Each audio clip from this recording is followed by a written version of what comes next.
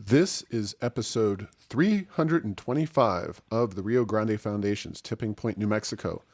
I'm Paul Gessing. And I'm Wally Drangmeister. I'm president of the Rio Grande Foundation, New Mexico's free market think tank. You can find out more about the foundation at riograndefoundation.org. Wally, maybe not quite in the category of record-breaking weeks here this week, but for early August, we are definitely not in the dog days of non-news and nothing going on. There is plenty going on, very important stuff with regard to public policy in the land of enchantment. Yes, it seems like we New Mexico, the public policy intervention state. So we're doing a lot of things here in New Mexico. Well, intervention is right, because that's all we get out of the governor in Santa Fe is intervention in our daily lives. And that is becoming even more true on the subject that has essentially dominated the last year and a half, which is COVID-19. The most new and up-to-date information is that the governor has imposed a vaccine mandate or very strict testing regimen for all state employees. And that's certainly questionable, especially given the power of public employee unions in New Mexico, highly political public employee unions in New Mexico, Yes. like AFSCME and many others that Rio Grande Foundation sees eye to eye with very rarely. Well, partially that's because even on issues like this, where we should see eye to eye, because we would definitely defend government employee unions for having a new policy, a very important and invasive policy, i.e. mandatory vaccine uptake. That's something that I find concerning as a citizen of our state, but you don't hear a peep from the AFT, the NEA, AFSCME, or any other myriad government employee unions that wield such power in Santa Fe. Yeah, and I do wonder why that is, because it would seem like they would, like the business community, value a little flexibility, a little common sense, a little discretion and discernment in terms of how they react to the recent uptick in COVID infections. And what that all means, we'll have to wait and see. One thing that's for sure is whatever the experts say, it will change. There's a lot of variability and uncertainty with regard to COVID-19. And the past many months has proven that, and it's just coming to a head now in New Mexico once again. Well, I can tell you, why I think they haven't said a peep, and that's because these organizations are first and foremost political arms of the Democratic Party. They are not necessarily so concerned with what their day-to-day run-of-the-mill members... Yeah, the rank and file, as it were. Yeah, the rank and file care about and what actually impacts them. It's all about, maintaining political power in the state of New Mexico. And it's one of many reasons why the Rio Grande Foundation has long agreed with noted conservative Franklin Delano Roosevelt. I was just getting ready to go there. You beat me to the punch. Oh yeah, we always love to trot out Franklin Delano Roosevelt and his philosophical opposition to government employee unions. For all of his support for private sector unions, he did not see how those government employee unions performed a viable role in society, given that circle between the political and the financial for those unions. But of course, it also transfers or transitions into a lack of interest in their members' support when they are so tied into the actual political infrastructure. Of course, that's not the only issue looming large these days on the COVID front by a long shot.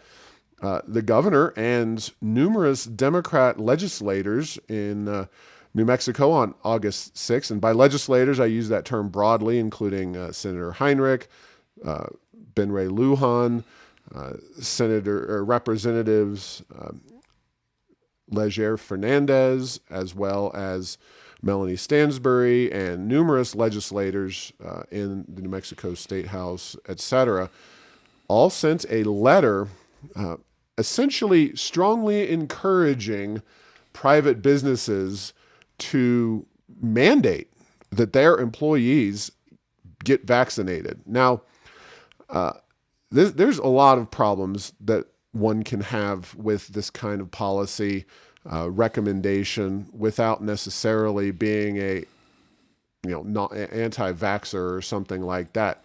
But Wally, you certainly interact with somebody on a regular basis who represents a major business group, and I'm sure that there is some feedback flowing in from those folks as well as other private sector businesses.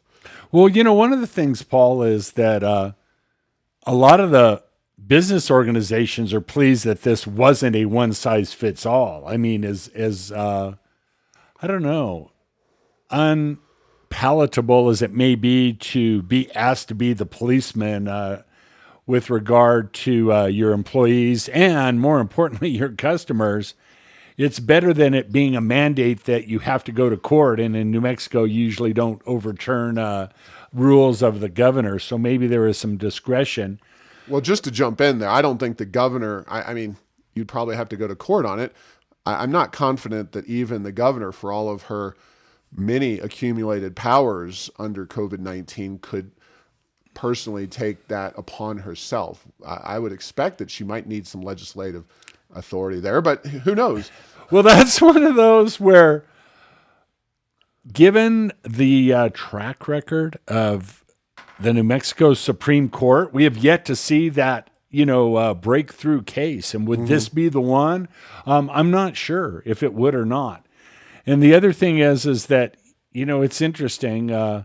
Public health emergency, what does that mean? 2 weeks to flatten the curve or 2 years into it. Who knows with the way things are going, we may be into this for years and years and years more. So what's the right thing to do if you look at it from that long-term perspective? The other thing is Paul, could politics play a role? Because word on the street is that there is, some dissatisfaction, some weakness in the polling numbers by how the governors handled the COVID-19, given that it's resurging. And so, I think a lot of people who were in the, keep us safe, Governor, you kept us safe, everything's good. And then things come back. They're like, well, maybe we didn't do the right thing the first time. And so there's a lot of that to be considered. And then just, if you want to be confused, just follow what the CDC guidance is at any given time. And believe me, I'm not one that says things shouldn't change.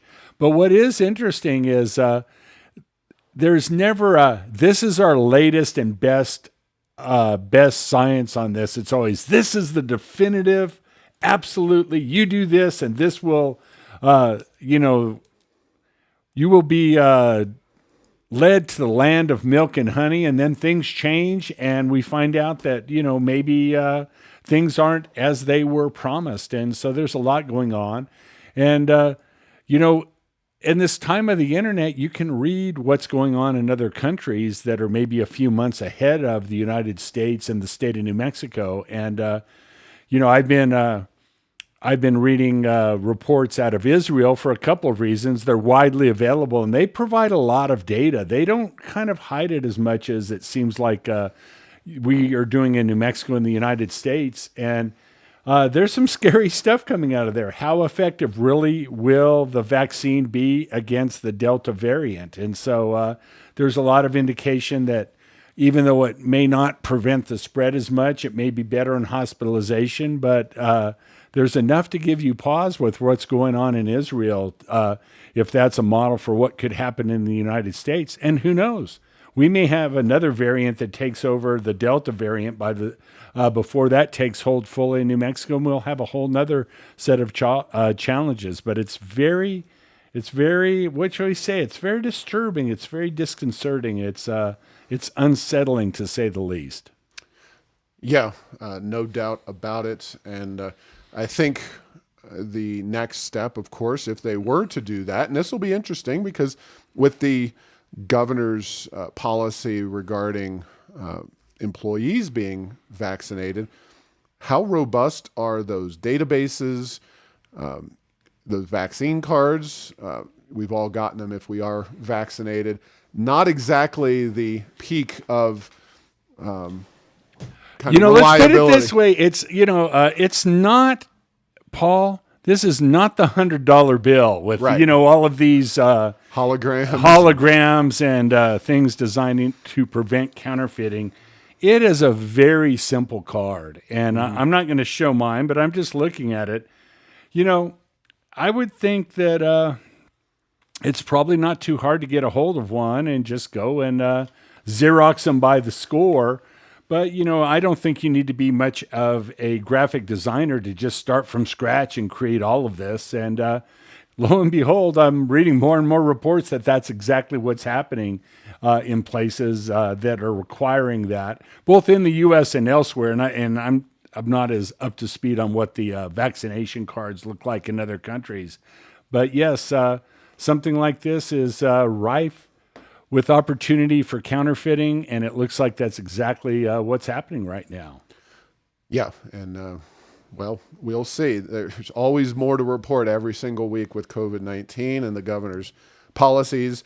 I will give her at least some credit in not trying to impose a vaccine mandate on everyone. And you and I, as we've said, both vaccinated. It's not about the vaccine. It's simply about individual rights and liberties. And there's a big difference between recommending something and offering something and trying to finagle ways to force people, whether it's rightly or wrongly. It just has a very distinct problem there for free market folks like ourselves. And Paul, nobody would rather, I would just assume that the vaccine be perfect and that it be a clear cut case that there's no negative side effects, there's no downside, there's nobody who shouldn't take it, and if you take it, it works perfectly. That's not the case. And so it brings a lot of things into play.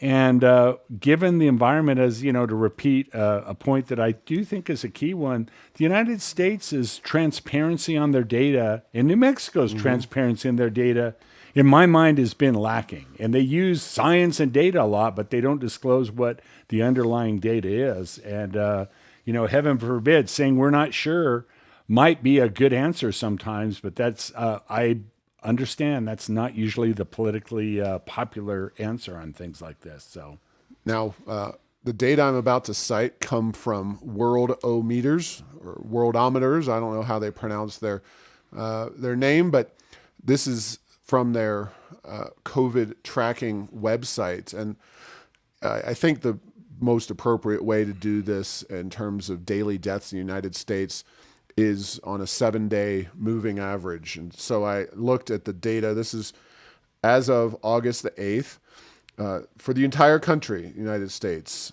Right now, we're at 465. That's a 7-day moving average. There was a time, let's see, I think the absolute bottom was on July 21st at 267 in the United States. And we've been experiencing a upward swing since then, but that is still lower than at any time during the pandemic since, mid-March of 2020. The lowest 7-day moving average throughout the pandemic was July 6th of 2020, 530. That's until we get to the vaccine rollout and the numbers started really dropping as we moved from March into April into May. And so we've seen a mild uptick in the grand scheme of things from the COVID virus in terms of deaths. Now, cases are increasing, and there's a variety of reasons why we don't believe in medical professionals who are willing to express themselves publicly don't believe that all of these cases will result in the same kind of uptick in deaths. But it is very important to get a grasp on the particulars of the epidemic, the pandemic, and understand that we're nowhere near the darkest days of the pandemic in terms of the number of deaths from this, regardless of all the other factoids that the media tries to throw at you. And it is also worth noting that New Mexico continues to have the 13th highest death rate in the country from COVID-19, despite all the lockdowns that Lujan Grisham has imposed here. And the relatively high vaccination rate. And the relatively high vaccination rate. Now, I think that that's probably a result of there's a lot of people with some pre-existing conditions, especially in tribal areas, but just in general in New Mexico, we have a lot of older folks. Of course, Florida and Ron DeSantis, and this is kind of our defense of Ron DeSantis from afar, Florida's death rate is far lower than New Mexico with much older, population average. So Florida has encountered, and Ron DeSantis in particular has been hit very hard by the media and people like Fauci and President Biden, and I think unfairly. But of course, while the left claims that it's just conservatives who are politicizing the virus, this has been a political issue from day one, from the shutdowns of the nurseries and small businesses here in New Mexico to Home Depot and Walmart being open continuously to buy the same exact products in many circumstances. So it's been a political situation from day one, and it's the questioning of those political decisions that I think a lot of people in the media, quite frankly, and certainly the political establishment don't care for. And it is a very interesting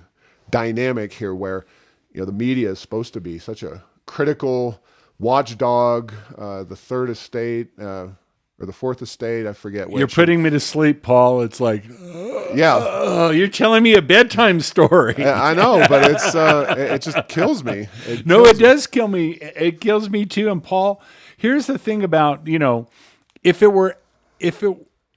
the restrictive, the shut down the economy, lock everyone away, force vaccinations, if that would all work, if that was clearly better, you would have, I think those people in Florida are kind of smart. I think they might be riding the other way. You see very little of that, notwithstanding the fact that the national media, the mainstream media, does everything they can to plant that seed in the mind of the Florida populace and voters that they're doing the wrong thing, but it's not clear that they are. And right. It's, so this is a very interesting one. Paul, we talk because it's the realm of economics, and economic policy is the unintended consequences.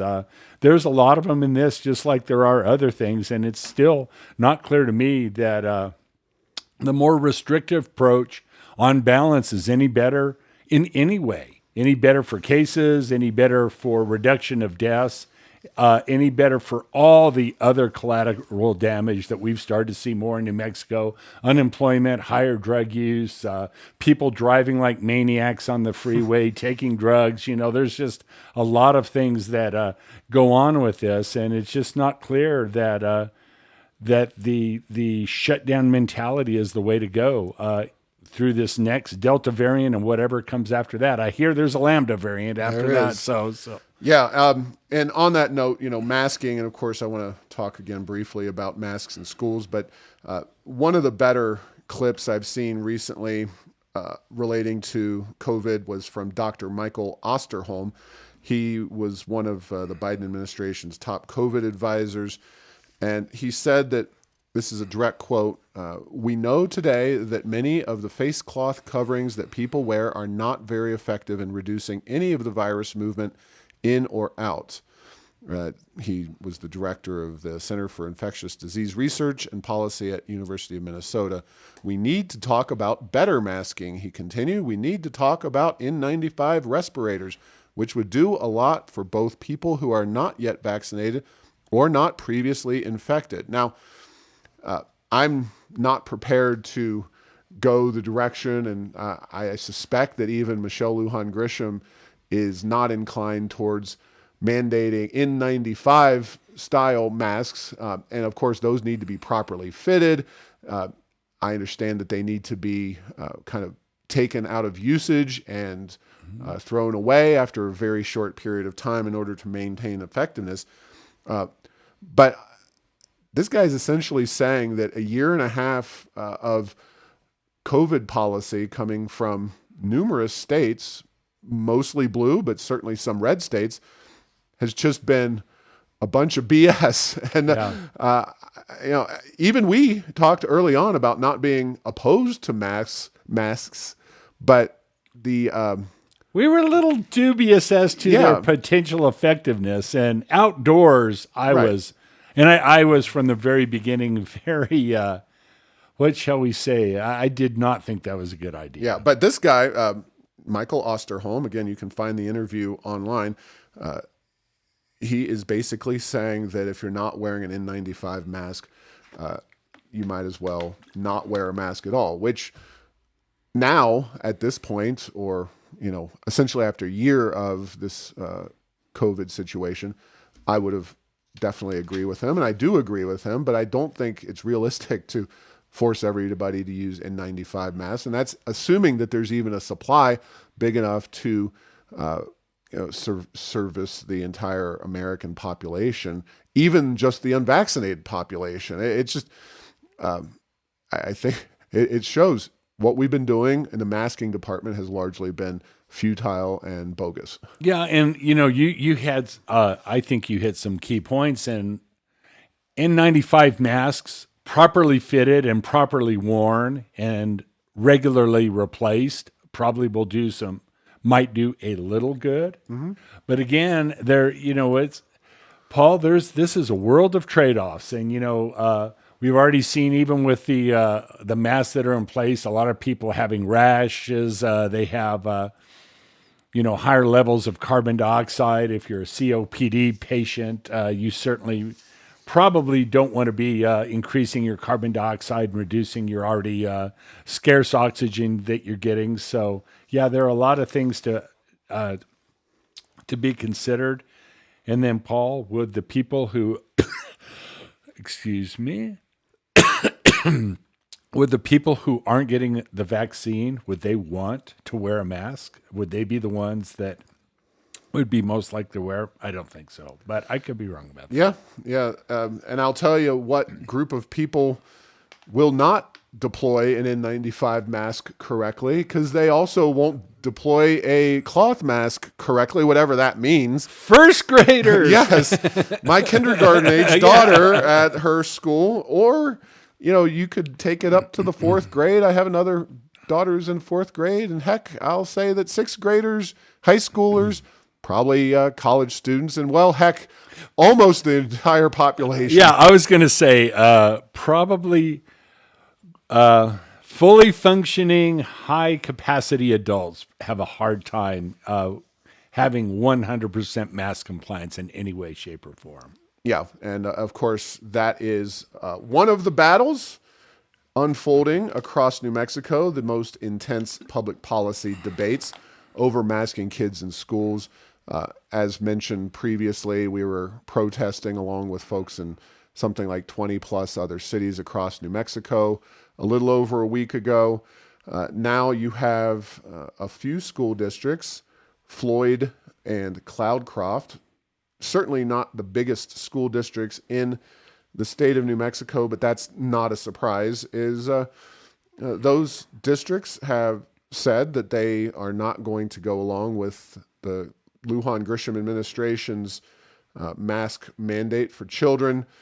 The governor and her PED, ironically, outgoing Secretary Ryan Stewart, have suspended the entire Floyd school board.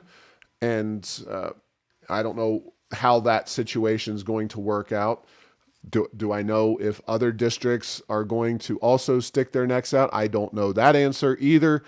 There are a lot of unknowns in this situation, but I think it's safe to say that masking kids in schools is of dubious effectiveness, considering Dr. Michael Osterholm's comments and kind of what we already knew. Let's face it, in a world of very detailed, very professionally created medical tools, there are no medical tools that I can think of in which they say, go home, use some cloth and cut it up and make it yourself. That you just don't find that in the medical industry these days.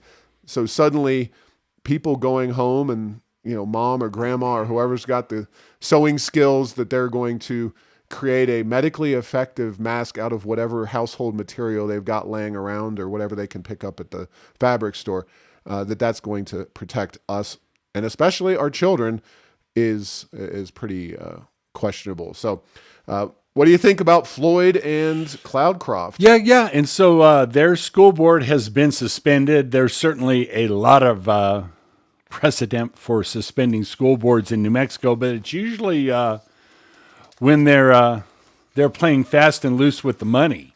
I.e. Cheryl Williams Stapleton. Yeah, well, yes, and the school board of Albuquerque is still all intact, but yes, that's a good example. So we'll see. Was that legal? We'll have to see about that. Will there be lawsuits? These things. It always it's like a cliffhanger to a soap opera. Stay tuned and see what's going to happen. Floyd and Cloudcroft aren't big places. But evidently they have an independent-minded school board that didn't want this. And it is interesting. Your last job going out the door is to fire somebody. That was interesting. And it will be interesting to see. There's a lot of other school districts in southeast New Mexico that might have some folks that would consider the challenges to this mask mandate. And we'll see what goes on from there. Yeah, and all I can say is that there's strength in numbers, and there's also school board elections this fall. And folks, we can talk about what election is the most important in American history and what election matters to the future of our country. Was it 2020, 2016, or any presidential election? Heck, 1860. Right. But I will say that in terms of people's actual votes, individually having an impact on their own lives, their children's lives, and the direction of New Mexico, there are virtually no precedents for the school board elections taking place this fall. Not just, of course, on the masking issue and more broadly speaking, critical race theory and kind of just the education system as it stands today. It is... These are some very critical votes, and folks, by all means, please get involved. Find out who the reform-minded are, who the status quo are, and get active. Support them financially, and go vote in November because it is incredibly important this school board election season. And with that, we have now talked for almost 30 minutes, and we're finally leaving the old standby COVID issue behind. I'm not sure what we'll have to talk about after that. But there's probably something that happened this week. What something do you think, will Paul? come out. Well, first and foremost, Governor Lujan Grisham, in her continuing quest for unlimited power, is coming for your vehicle. Part 2, if you will, because we already know that the governor is going to push hard in this session. She didn't quite get it last session. She wants to control the fuel that goes into your vehicle and come up with some kind of so-called clean burning fuel, whether it's ethanol or switchgrass or heaven knows what else they'll be telling us to put in our gas tanks. But now the state has embarked upon a rulemaking process for following California's clean emissions, clean vehicle standards. And that means, among other things, that between 7 and 10% of vehicles sold in New Mexico by 2025 will have to be zero emissions vehicles. So not hybrids, zero emissions. So that means I don't think there is such a thing as a zero emissions vehicle, but the way they define it, that means a battery-powered automobile. Yeah, we're not talking Prius, though, just to be clear. We're talking Tesla and any other Bolts and other electric vehicle. I think Bolts are electric only, but some of those vehicles that purport to be electric actually have a small gas engine in them. If we're talking zero, we're talking 7 to 10%. That is a huge uptick. I'm confident that below 1%, maybe half of 1% of current vehicle sales in New Mexico are of zero emission vehicles. And this is, yet another possible case. Of course, we know that the governor walks the line on energy. She doesn't want to do anything to cut off the money supply, but she has to support her radical environmental base, and this is yet another way she can do that. And she's even got, the New Mexico Automotive Dealers Association in the article in the Albuquerque Journal was very wishy-washy. They've hired former high-level staffers from the administration who, say they'll go along to get along, basically. But if this comes to pass, and granted, this is 2025, so it's not right down the pipe, but it's sooner than later, will we have mass vehicle smuggling, I use that term loosely, but they do drive after all. Yeah, soon they may drive them themselves. across state lines. Yeah, they may drive themselves. So the question I have for you, Wally, is are we going to then, because that will be inevitable, I think that 7 to 10% of the people will not go for zero emission vehicles, and I'm sure that there'll be some kind of efforts to shift prices by raising the price of pickup trucks or whatever doesn't have zero emissions, or more rebates to give out some kind of subsidy.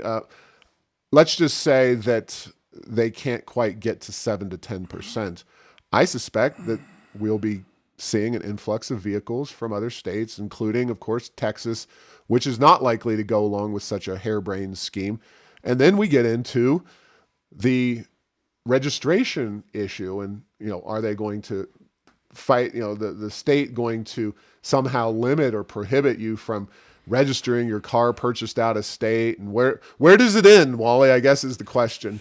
The short answer is I don't know, but one thing, I've been studying electric vehicles, and I've been reading some articles and wild-eyed publications like the Wall Street Journal. So one of the things in California, Paul, is that a lot of people that don't have access to charging that's convenient for them get rid of their electric vehicles. There's only about a third of the people like them, and to like them, you have to have either a 220 or greater charging station at your home or at your place of work. And if you don't, it is tough to get your vehicle charged. So that's the other thing. 2025 is, that's a long way in the future. But, to build infrastructure like would be needed if we really are going to have more cars, I'm not confident that New Mexico can even build more charging stations in meaningful numbers to make that kind of 7 to 10% reasonable. And then the other thing is, if you live in an apartment, how easy is it going to be for you to get, maybe the apartment owners will have to be incentivized to build charging stations. But there's a lot of things to happen in between here and there. And it doesn't seem like those ever get thought about too much until, you get there. And then to use a driving metaphor, the insect of the plan splats against the windshield, whether it's going 10 miles an hour or 70 miles an hour. So, yeah, this will be an interesting one. We may see great deals on electric cars in New Mexico, and it works out just fine. But we may see all the other unintended consequences, some of which you alluded to. Yeah, and just as an additional news item, the Hill magazine, this is oriented towards Capitol Hill, headline, massive Tesla battery catches fire, takes 150 firefighters and 30 fire trucks 4 days to put out. One car?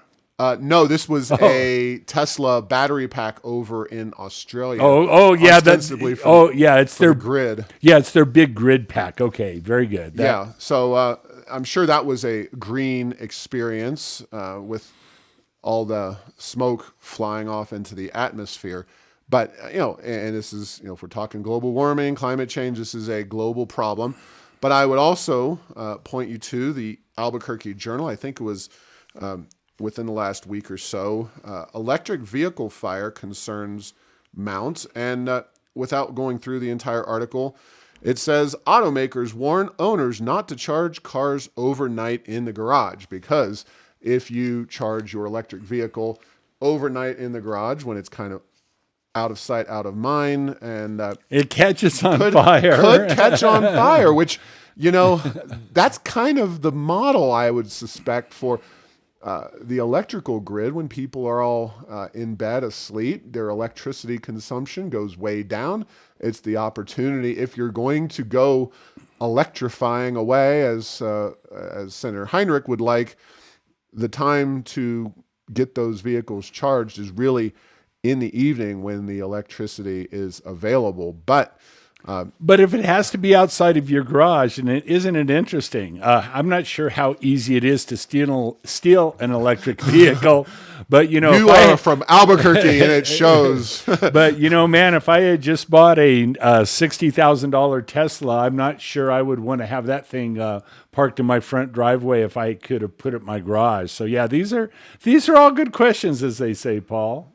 Yeah, I don't know what the theft rate is on those electric vehicles, but I know that a friend of mine had his 15 or so year old Honda Element. The catalytic converter was removed by thieves in a very short time because of some high value items in that.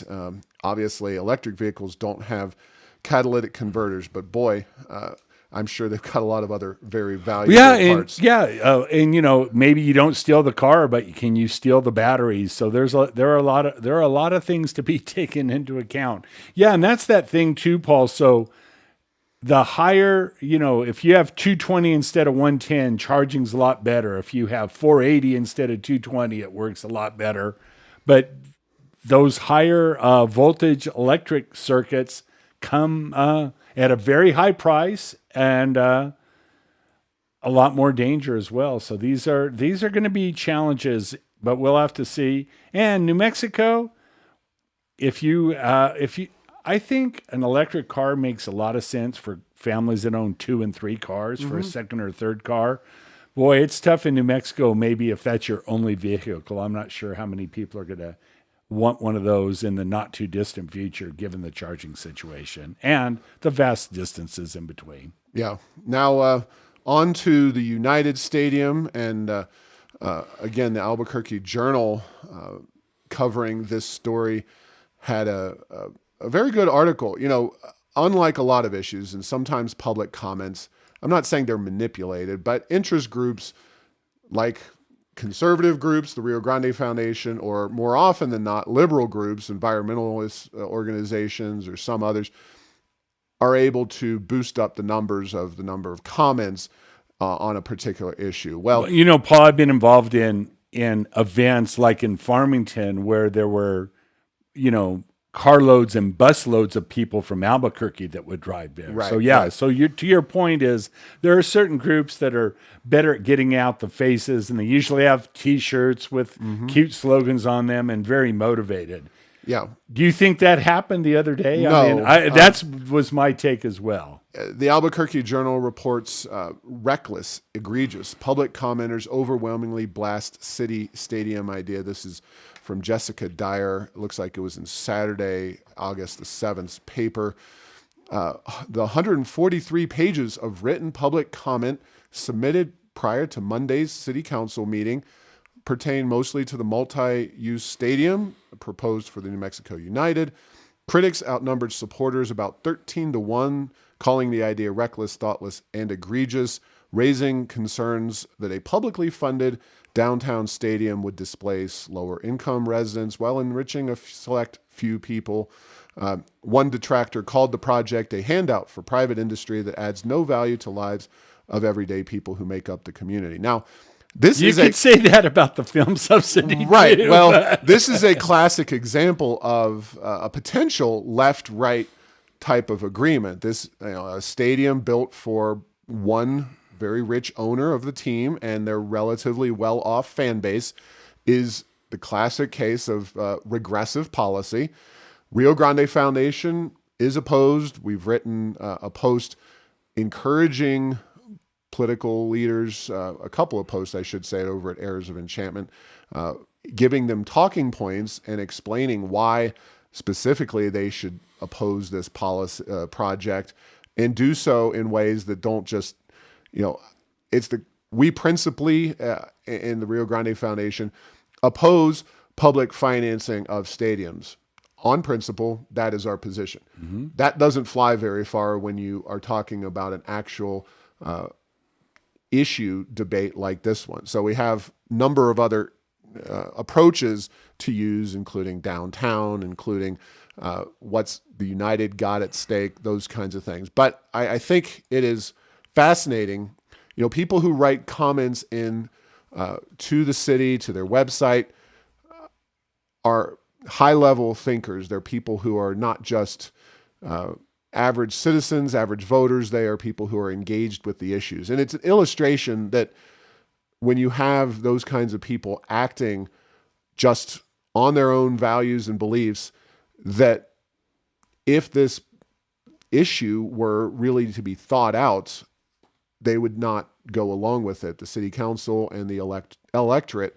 Now it's up to us and our meager resources relative to what will be an onslaught of pro-United TV ads, radio ads, etc., coming out in the months before the campaign to push this thing over the top. But I think those comments really illustrate that knee-jerk, kind of on principle, most informed citizens around Albuquerque would say, no, this is not a wise use of tax dollars, especially given everything going on in our city. Yeah, and I want to make a point that I believe it's perfectly possible to be pro-New Mexico United and anti-government financed, government-funded stadium as well. I think it's in a lot of ways, I think it's kind of cool. We have a soccer team here. I think they play in one of the nicest stadiums in the United States, not one of the biggest, but one of the nicest, in Isotopes Park.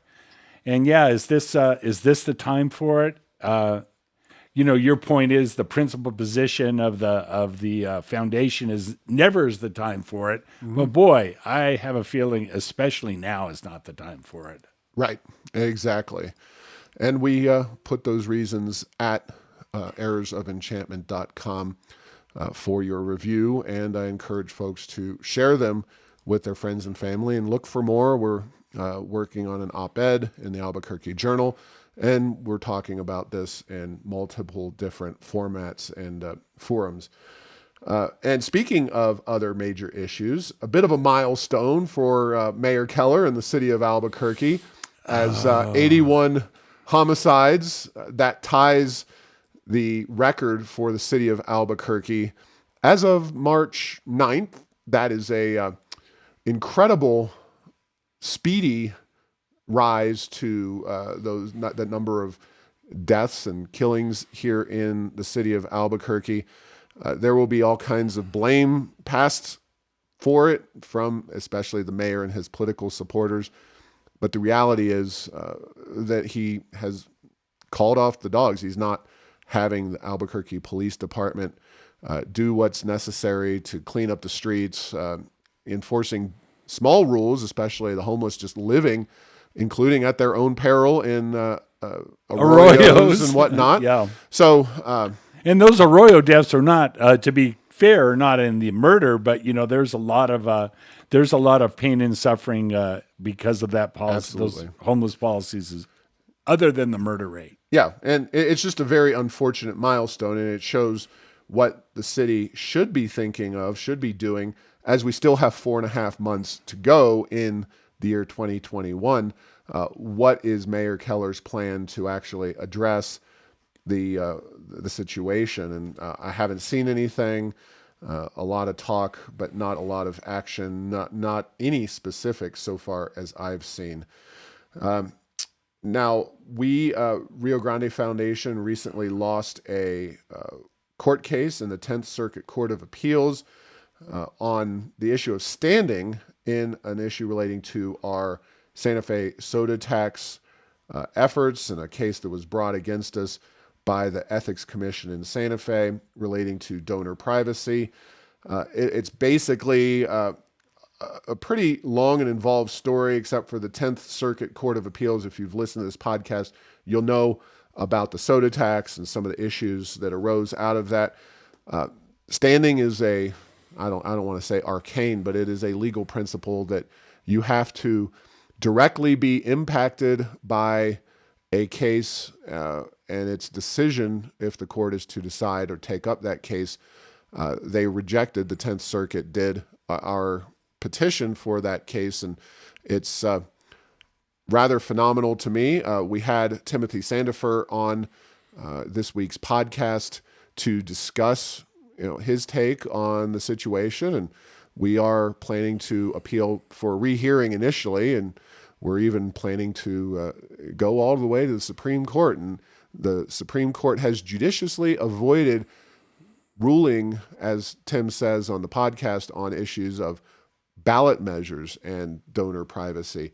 They take a pretty strong view in support of donor privacy, but we haven't really seen anything on those ballot measures yet. And so Tim gives a much more in-depth and legally sound appraisal of the situation in the podcast, so I recommend you check that out. But it is worth noting and recognizing that sometimes you do not win in those court decisions, especially on issues of standing, which can be so much in the eye of the beholder. It's like somebody punching somebody else, and the court says, well, you weren't impacted by that punch because you probably won't get punched again. Okay. Well, there you go. In the magic of recording, we have a little time lag, so I did hear that, and that'll be coming out this Thursday, and highly recommend people listen to that. Yeah, that's a very good interview, and a lot of interesting things about whether and how and who needs to disclose their donors. It's a very dicey situation. I was very interested by it. Yeah, and the Supreme Court did decide a case on this issue related to donor privacy. It was a 6-3 decision just in the most recent Supreme Court session. Unfortunately, it's by no means the sweeping kind of victory that we would like to see in these kinds of cases. And the court has been very narrow in its approach, not just to donor privacy, but a wide array of issues that they could, quite frankly, save themselves a lot of time and headaches, because cases have to be heard and reheard again. And a classic case, and I'll just leave it with this, is Joe Biden's eviction moratorium. It's clearly pretty unconstitutional for him to do that just by himself or with the aid of the CDC, which is merely a part of the Biden administration. If Congress were to come along and pass a eviction moratorium and then fund perhaps the resources for those homeowners and apartment building owners, that would be a totally separate issue. But again, we've kind of abdicated all pretenses of actual Republican or Democratic governance in this country and put the presidents, whoever they are, in charge. And the courts, while they ruled against Biden, kind of, they said, well, it's not constitutional, but because this is going to end, I guess, at the end of July, they said, well, we're not really going to enforce this ruling. They're kind of just going to let it sit. And of course, that was the opening in the door that was needed for Biden to then walk through and just impose his policy yet again here in August. And as somebody who supports the rule of law and politicians and limited government being limited, it's very frustrating to see that kind of decision coming down from the court, as well as that kind of policy being implemented by one person. Yes, and I believe this has to do with the concept of takings. The government can't take your private property without just compensation and a good reason. And like you say, there are ways to do it. They're spending money by the trillions in D.C. It would seem like they could do this according to the rule of law if they really wanted to. So, Yeah, yeah. So, all right. Well, thanks for listening to this week's episode. Find all episodes at tippingpointnm.com or at the Rio Grande Foundation's YouTube channel. Subscribe to this show at Apple, Stitcher, or have your Google Home play Tipping Point New Mexico. Thanks to Path 3 Marketing for producing this show.